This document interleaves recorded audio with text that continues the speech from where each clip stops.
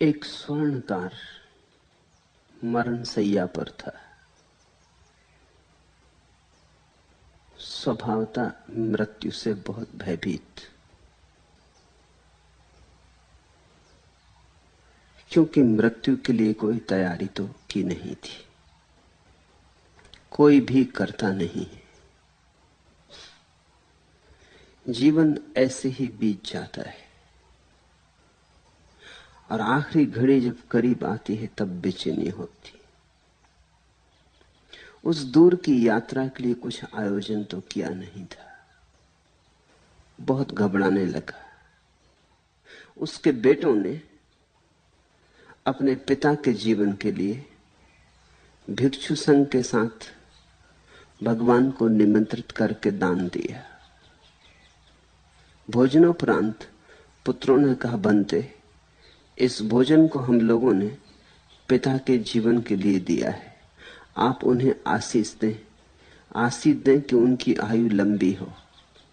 मरता हुआ आदमी, मरणशैया पर पड़ा आदमी अभी भी आकांक्षा जीवन की ही करता है। तो इसका अर्थ हुआ कि जीवन से कुछ सीखा नहीं। इसका अर्थ हुआ कि जीवन की व्यर्थता दिखाई नहीं पड़ी।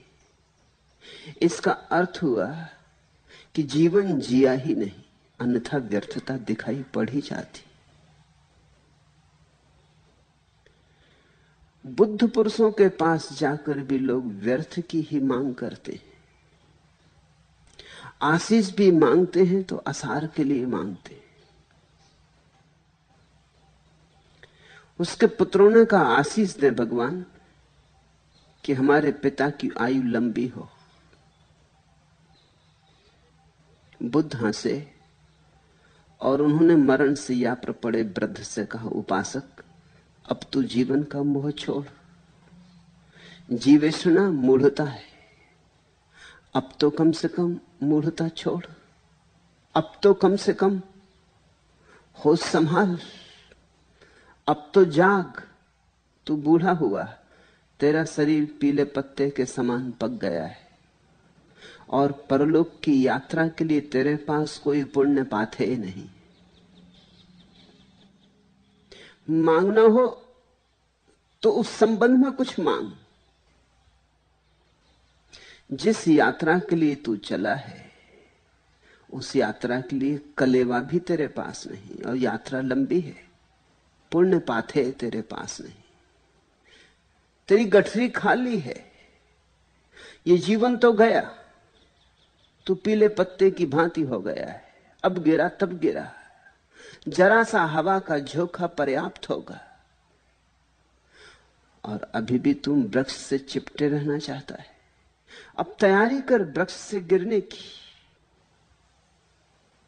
और ये यात्रा जिस पर तू निकलेगा मृत्यु के बाद लंबी है। देह छूट जाएगी, देह से जो कमाया था वो भी छूट जाएगा। कुछ ऐसा कमाया है जो देह के पार, देह के बिना तेरे साथ जा सकता हो, उसे ही हम पुण्य कहते। पुण्य का अर्थ है कुछ ऐसी कमाई जो मौत न छीन सके। पुण्य का अर्थ है कुछ ऐसी कमाई जो देह की नहीं है, देहातीत है, ध्यान की है, समाधि की है। कुछ ऐसी कमाई जो आत्मिक है, जो आत्मा के साथ चलेगी, उसको पुण्य पाथेय कहते। पाथेय का अर्थ होता है यात्रा के लिए कलेवा। रास्ते में भूख लगेगी तो कुछ पाथेय होना चाहिए। तो बुद्ध ने कहा कि परलोक की यात्रा के लिए तेरे पास कोई पुण्य पाथेय नहीं, और अब भी तू जीवन की आकांक्षा करता है, और अब भी तू मांग रहा है कि और लंबा जीवन मिले। इतने लंबे जीवन से क्या पाया? बूढ़ा, काफी बूढ़ा था, 100 वर्ष का होगा। इतने लंबे जीवन से क्या पाया? अब मूढ़ता छोड़। 100 वर्ष में नहीं मिला तो 2-4 वर्ष और जी लेगा तो क्या मिलेगा? 100 वर्ष में गंवाया ही तो 2-4 वर्ष में और थोड़ा गंवा लेगा, और क्या होगा? बुद्ध ने कहा, अब जीवन की नहीं, अपनी खोज कर। अब अपनी प्रतिष्ठा कर, अपना केंद्र खोज, उसे खोज जो अमृत है। मौत से जूझने का वही उपाय है। मौत से जूझने का उपाय जीवन नहीं है, क्योंकि जीवन को तो मौत जीत ही लेती, सदा जीत लेती। देखा चिकित्सा शास्त्र ने कितना विकास कर लिया है, आदमी को कितनी औषधियां उपलब्ध हो गई, लेकिन मृत्यु की दर तो 100% की 100% है। जितने आदमी पैदा होते हैं उतने आदमी मरते हैं। मृत्यु की दर 100% ही रहेगी। मृत्यु की दर कभी कम नहीं होने वाली। चाहे दवाएं हो, चाहे आयोजन हो, आदमी थोड़ा लंबा जी लेगा, लेकिन मौत तो आनी ही है। ऐसा कभी भी ना होगा कि मौत 99% हो, कि 100 बच्चे पैदा हों और 99 आदमी मरे और एक बच जाए। मृत्यु दर सुनिश्चित है। जीवन में तूने पाया क्या? बुद्ध उससे पूछने लगे। ये बात बड़ी कठोर है। मरते आदमी से ऐसी बात पूछनी नहीं चाहिए। मरते आदमी को तो हम सांत्वना देते, मरते आदमी को तो हम लोरी सुनाते हैं कि वो सो जाए शांति से। मरते आदमी को हम ऐसे कठोर सत्य नहीं कहते। लेकिन बुद्ध ने बड़ा कठोर सत्य कहा। उससे कहा, तेरे पास कोई पुण्य पाप है ही नहीं, अपनी प्रतिष्ठा कर, अपना केंद्र खोज, स्वामे रम, प्रज्ञावान हो। अब और मूर्ख मत बन, स्वप्नों से जाग। जीवन मात्र एक स्वप्न है। संत सांत्वना नहीं देते, और जो सांत्वना दे वो संत नहीं है, इसे समझ लेना। हालांकि तुम जिन्हें संत कहते हो वे सांत्वना देने का ही काम करते हैं, और तुम उन्हें पूछते भी इसीलिए हो कि वे सांत्वना देते, तुम्हारे सुख दुख में थपकी देते, तुम्हें भुलाए रखते हैं, भरमाए रखते हैं, तुमसे कहते चले जाते हैं सब ठीक है, घबराओ ना, सब ठीक हो जाएगा। संत सांत्वना देते ही नहीं, संत तो सत्य देते, और सत्य सदा कठोर है। सत्य सदा कठोर है। जब मैं ऐसा कहता हूं तो इसका अर्थ ठीक से समझ लेना। सत्य अपने आप में कठोर नहीं है, लेकिन तुम इतना असत्य में जिए हो इसलिए सत्य कठोर मालूम होता है। तुमने अपना सारा जीवन असत्य कर लिया है, इसलिए सत्य की चोट गहरी पड़ती, भिद जाती प्राणों तक। सत्य को तुम सह नहीं पाते क्योंकि तुमने असत्य को ही सहने का अभ्यास किया है। सत्य तो होता है नग्न, उस पर कोई वस्त्र नहीं होते, और न सत्य कोई मुखौटे ओढ़ता है, और न सत्य तुम्हारे अनुकूल होने की कोई चेष्टा करता है। तुम्हारे अनुकूल तो जो सत्य होगा तो असत्य हो जाए, तुम असत्य हो, तुम्हारे अनुकूल सत्य हुआ कि असत्य हुआ, और सांत्वना तुम्हें उसी से मिलती जो तुम्हारे अनुकूल हो। जो तुम्हारे प्रतिकूल हो उससे चोट लगती। ख्याल रखना, सत्य में कोई चोट नहीं है, क्योंकि तुमने असत्य का अभ्यास कर रखा है इसलिए चोट है। सत्य जटिल नहीं है, सत्य तो बड़ा सरल है, लेकिन तुम जटिल हो।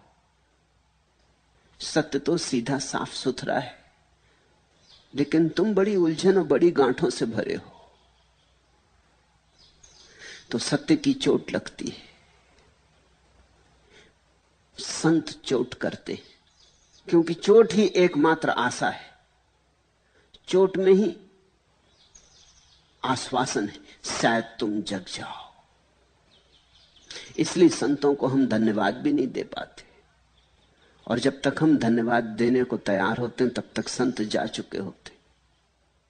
जीसस को तुमने धन्यवाद दिया, बुद्ध को तुमने धन्यवाद दिया, हाँ, फिर मर जाने के बाद तुम हजारों साल तक पूजा करते हो। ये पश्चाताप है, तुम्हारी पूजा पश्चाताप है। तुम पश्चाताप करते हो कि हम धन्यवाद नहीं दे पाए, चूक गए, और ये सदा हुआ है। असंतों की तुम पूजा करते हो। तुम जरा अपने मन की बात पहचानना, परखना। तुम किसे संत कहते हो? जिसके पास जाके तुम्हें सांत्वना मिल जाए। तुम्हारा संत सांत्वना का नाम है, जो तुम्हारी पीठ थपथपा दे, जो तुमसे कहते घबराओ मत, जो तुमसे कहते मेरा हाथ तुम्हारे सिर पर है, जो तुमसे कहते मेरी आशीष तुम्हारे साथ है, जो तुमसे कहते कि प्रार्थना कर लो, परमात्मा सब ठीक कर देगा, कि ये मंत्र जप लो, कि ये ताबीज ले लो, इससे सब ठीक हो जाएगा। जो तुम्हें सस्ते नुस्खे दे देता है और सस्ते नुस्खों में तुम सो जाते हो। जो तुम्हें सांत्वना देता है वह तुम्हारा दुश्मन है, क्योंकि उसकी सांत्वना के कारण ही तुम जागोगे नहीं। उसकी सांत्वना एक तरह की सामक दवाई है, ट्रैंकुलाइजर। अच्छी लगती, मीठी लगती, पर जो मीठा लगता है वो सभी अमृत थोड़ी होता है। सच तो यह है कि जिसको भी तुम्हारे गले के भीतर जहर उतारना हो, उसे जहर पर मिठास का लेप करना पड़ता है। सांत्वना मीठा जहर है, मारेगा,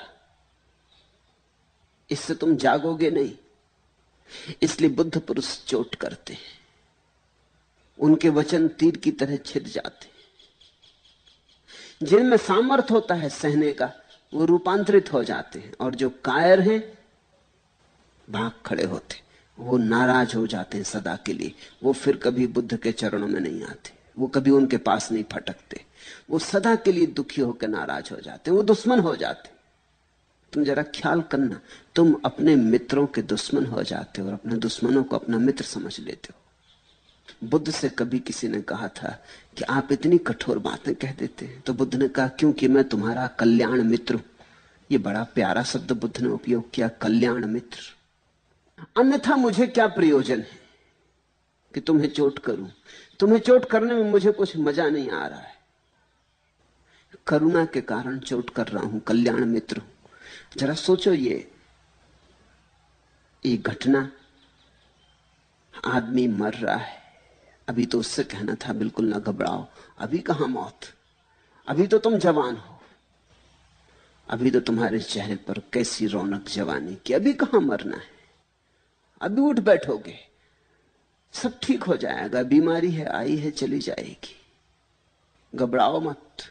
और तुम्हारा पुण्य तो काफी बड़ा है, इतने बड़े पुण्य से तुम्हारी रक्षा होगी, परमात्मा तुम पर प्रसन्न है। ऐसा बुद्ध कहे होते तो शायद ये बूढ़ा प्रसन्न होता, शायद और दान दिया होता, और 2-4 दिन बुद्ध के लिए निमंत्रित किया होता। लेकिन बुद्ध ने तो बड़ी अजीब बात कही। उस मरते हुए बूढ़े को कहा कि अब तू जीवन का मोह छोड़, मूढ़ता काफी हो चुकी, 100 वर्ष कुछ कम नहीं होते, इतने दिन भटक लिया अंधा होके, अब तो आंखें खोल, इस जीवन में धरा क्या है जिसकी तू मांग कर रहा है? इससे मिला क्या है, मिलेगा क्या, कब किसको क्या मिला है? हाथ आखिर राख से भरे रह जाते। होश को संभाल। बुद्ध कहने लगे कुछ पुण्य पाथे इकट्ठा कर ले, तू बिल्कुल भिखारी है। स्वर्णकार बड़ा धनी था, वो श्रावस्ती नगर का सबसे बड़ा सुनार था, सबसे बड़ा सराफ था, उसके पास धन बहुत था। लेकिन बुद्ध उससे कह रहे हैं तू भिखारी है, क्योंकि तेरे पास पुण्य पाथे नहीं, तेरे पास ध्यान तो बिल्कुल नहीं है। ये धन क्या काम पड़ेगा, ये जरा भी काम नहीं पड़ेगा, ये धन तो यहीं पड़ा रह जाएगा। तुझे अकेला जाना होगा, कुछ एक ऐसी बात सीख ले जो तेरे साथ जा सके, कोई तेरे संग हो सके। ना पत्नी होगी, ना बेटे होंगे, ना धन होगा, ना पद, ना ये बाहर से मिलने वाली प्रतिष्ठा होगी। आत्म प्रतिष्ठा कर ले, अपने में ठहर जा, कुछ अपने स्वा को जगा ले। ताकि मौत की अंधेरी रात से तू रोशनी लिए गुजर जाए।